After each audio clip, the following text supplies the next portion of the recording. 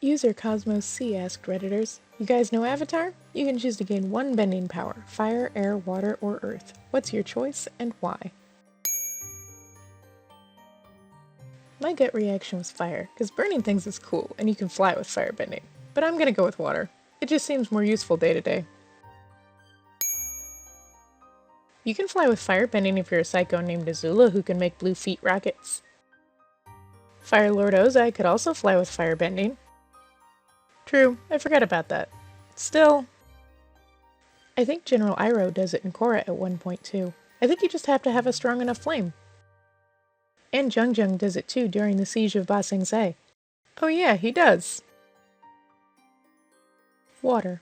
I'd never need a plastic straw ever again. You're welcome, Earth. Waterbending. I believe it would be the most powerful of all. Think about it.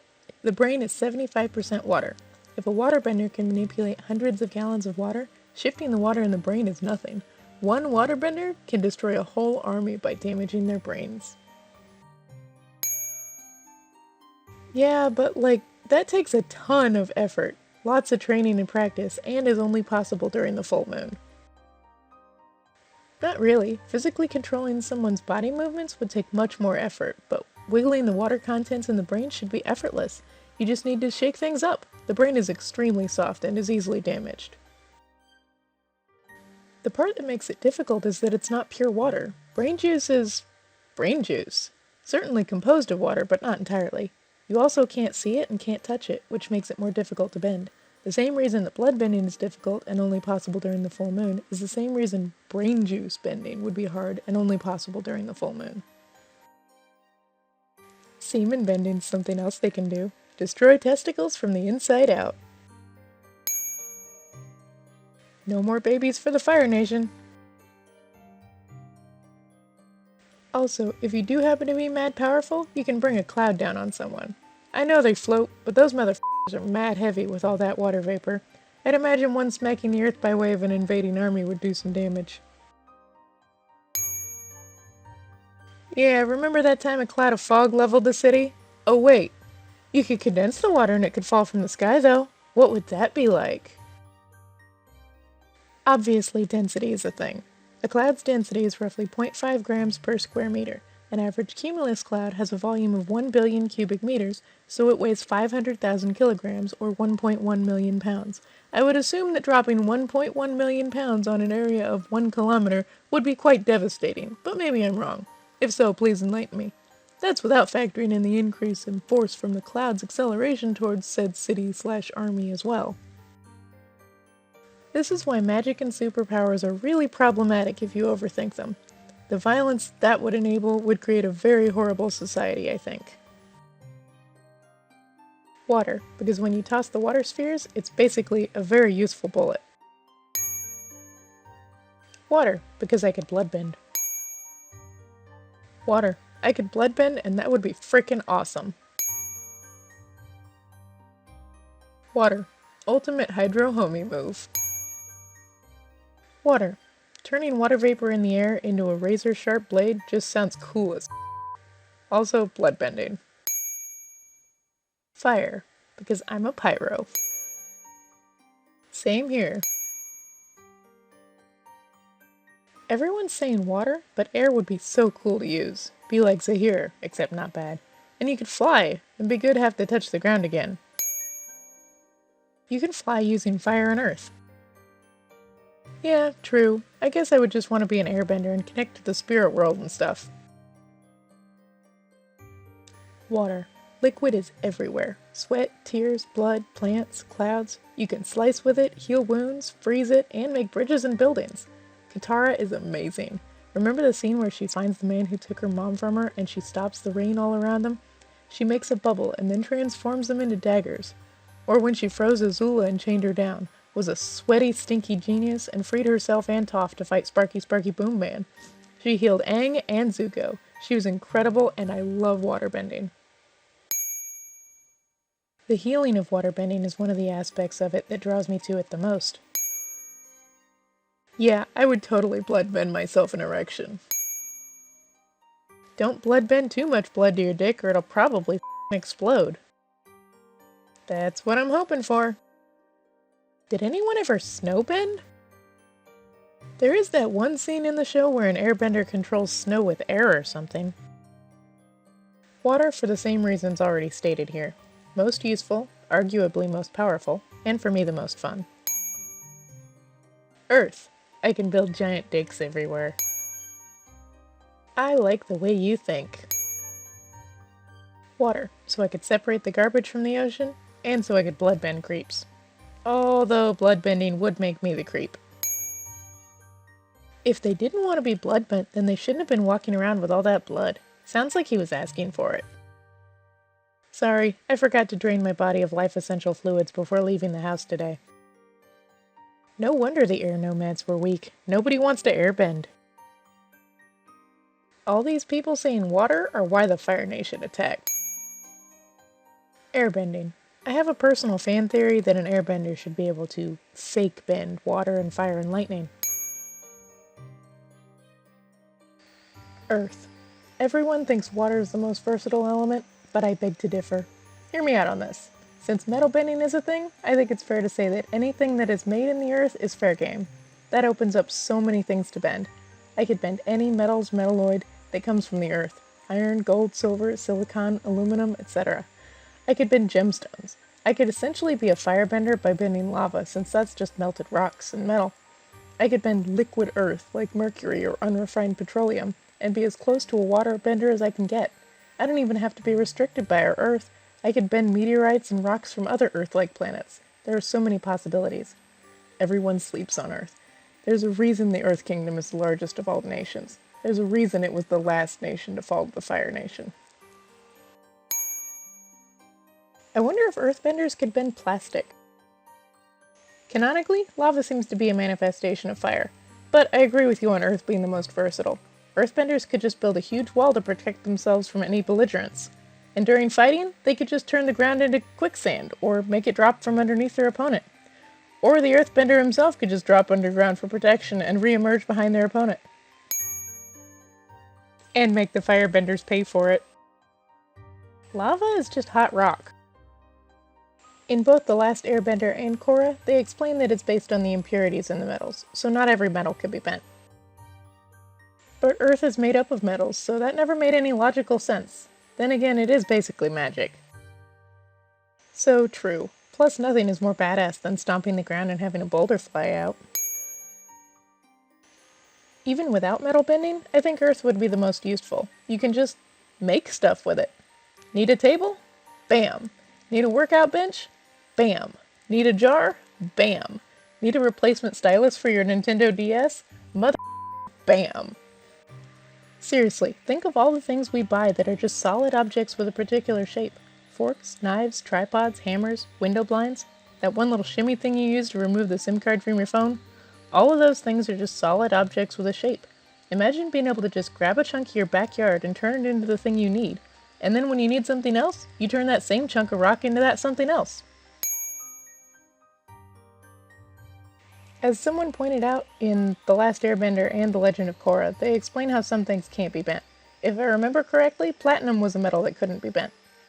But you make a really good point about bending styles learned from other nations. Thinking back to Iroh and his lightning redirection method he created after watching waterbenders, there's probably a way you can make other bending styles work. Earth is inherently defensive, and is all about standing ground and being able to take hits. It's tanky. Water is all about redirecting attacks back at your foes. Air is all about dodging your opponent and moving quickly. Fire is about being aggressive and overpowering them quickly. I'd imagine one application of waterbending styles for Earth would be in sandbending, since when sand moves it behaves similarly to a fluid, or making earthen ramps in the ground to redirect a projectile at an opponent could work too. The possibilities when thinking about how to bend one element like another are endless. Water. Boil my own tea, water my flowers, cool my lemonade, make my enemies walk away so I don't have to deal with them, dry my hair, all that.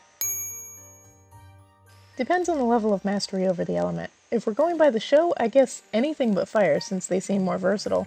But if we can do crazy shit, then every element has some awesome applications, although I don't exactly know where to draw the line in things that are considered earth or air. Air. Sound is just air molecules vibrating, right? so it stands to reason that an airbender could, with enough practice, make the air vibrate in such a way as to produce music. As a musician, I can think of nothing cooler than the ability to literally create music from the air, replicating any instrument I want wherever I am. That's actually a pretty sick idea. I'm a fan. You could also force 100,000 gallons of air into your enemy's lungs, causing them to pop like a balloon. Theoretically, if you could control the rate at which air molecules vibrate, you could cook someone alive with air. Heat is just the average energy of vibrating particles, so vibrate them enough and you'll have very high temperatures. Horrifying. I like it. Although totally against the principles of the air nomads, but we are not air nomads, so whatever, lol. The last air guitar bender. Air for sure. Fire can't blow a skirt up. Think, people. Earth. Earth bending comes with metal and lava bending, and that's just metal as. Water would be my choice, as it'd be the perfect opportunity to look after the environment. Air. I always had a massive crush on Aang. I don't know much about Avatar, but I think I'd go for air just for the trolling capabilities, really. You know those times when you're having a bad day and you gotta be a bit of a dick to feel a tiny bit better? It'd be a shame if that little girl at the beach were to lose her ice cream to a sudden gust of wind. I thought you meant the blue people. Riding a dragon sounds cooler than the element bending. Air, because it's the most efficient in not only combat but everyday life. Plus I can fly. Fire, as I am an arsonist. Water, because astrology. Earth. Firebending isn't very useful, airbending is completely pointless, and people who choose waterbending are the same pansy asses that pick Bulbasaur. Don't at me. 100% air. I want to fly. I'd go with waterbending because it seems useful. Fire. Sure, in the show they were the bad guys, but come on. It would be so cool! Air. I'd go fly. Air. Blow away all my problems. Or go to a highly polluted area and take over the tri-state area with my Windownator. Water. Why? Bloodbending. Water all the way. Ever watch H2O? The one with the mermaids? Earth. You can get raw materials from the ground without digging it up, and you can shape it easily. You can get rich and not leave a scar in the ground. Also, ammo won't be expensive anymore because you could make it. And there's metal in the body, so you could possibly not even need a gun to defend yourself. I'm torn between air and fire. Air because it's omnipresent, probably the easiest to master, or at least utilize, and if anything tried to attack me, I could just deprive it of oxygen until it passed out. Fire because it'd also effectively give me access to force lightning. Air. I've never watched the show, but I assume I could fly, and it'd be so annoying and funny. Paper airplanes? Blown at people's heads. Paper and books? Pages blowing up. Long hair? In your face. Fire. Think about it. If you can actually turn into your element, you can turn invisible, since there's invisible fire. It can't be seen in the sunlight. However, in the dark, it's more visible. But you can just be uninvisible to really avoid that problem, and you can set people on fire without them knowing. There's also an underwater fire, so if someone's got a bucket of water, that won't help them much. It always depends on the fuel, though. And you can make blue fire. Though, yes, it doesn't do anything like the legends say. It might trick people who don't know. You can also technically make explosions from pouring water on magnesium fires. If you do that for a while, I'm sure you can figure out a way to become Bakugo and fly around. It also leaves behind smoke, which will help with sneaking around. Earth, because it's the most practical bending for modern times. I can technically make diamonds at will given the assistance of a kiln or a firebender, or even just do it on my own by conjuring up a bit of lava. Instant money made. I can become a billionaire quickly and hire all the bodyguards I could ever need, particularly other benders. I can be hired for construction easy with good pay, and heck, if I decide to be a villain, I could just cause the earth beneath buildings to sink and cause massive amounts of destruction. I can easily make shelter in survival situations, and dig deep enough to find the water level. I can be very self-reliant with Earth, so it's the choice I would go with. Water. I could heal people. Air. If you're powerful enough, you can bend them all. Water. Blood bending. Never not have an erection again. Earth. So in case of a great catastrophe, I can regrow plants and bring life back to Earth. Either water or air. Fire. That way if a bitch is bothering me, I can roast their ass and have a tasty meal. Earth seems to be pretty versatile, but so does water. On the one hand, Earth is brilliant as a defensive element, even against water. There was one scene in The Last Airbender where the Earth General stops Katara's attack by hitting the water with dust, turning it into mud, and dragging it back down to the ground.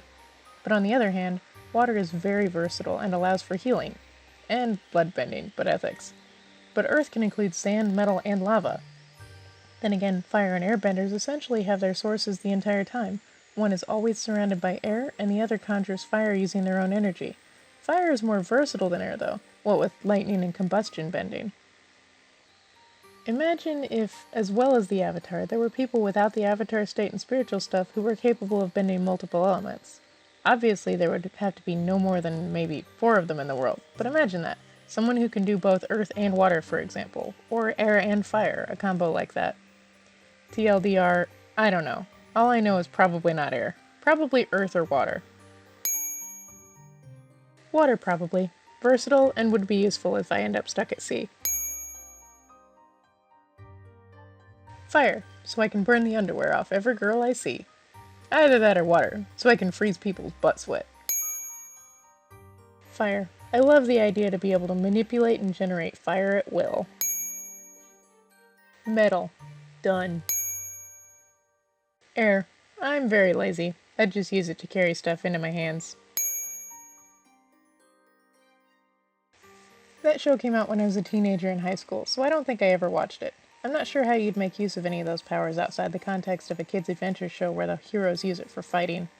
Maybe being able to telepathically move very large volumes of earth would have some economic value. Like a company that needs to excavate a large area would have to spend so much money to rent equipment and pay workers to spend the next month digging out the area, so I'd come by and charge them slightly less than what it would cost to excavate with machinery, which would hopefully still be a decent amount of money. It costs millions and sometimes billions and takes months or years for a tunnel boring machine to create a subway tunnel. How hard would it be to do that manually, using magic in this hypothetical example? Being able to do that with water would also be interesting, and as far as recreational activities are concerned, it would be fun to be like Aquaman. But pumps are already efficient at moving water, and we have refrigeration to freeze water, so there's really limited economic value in having that power. Air would be a variant of this. Flying would be fun, but like water, is fluid essentially. We have better ways of working with it, so it's not economically valuable to be able to control it in a novel way. Fire has a lot of obvious uses, but it would also be really dangerous to handle, so no. I guess in the end, earth power would be the most useful, if the most boring. Air, because it's invisible. Air, just to defend myself from germs, etc. It's especially useful nowadays. Air. Fire needs air to function, high-powered wind can move earth and water, and people have to breathe. And that's it for r/askReddit today. Thank you all for watching to the end. Before we finish up here, I'd like to add in my vote for waterbenders, because Pisces, and I just love the water. And sorry for my allergy season voice right now, I promise it's not always this scratchy. Comment below with your bender vote, and let me know if you have any ideas for future videos.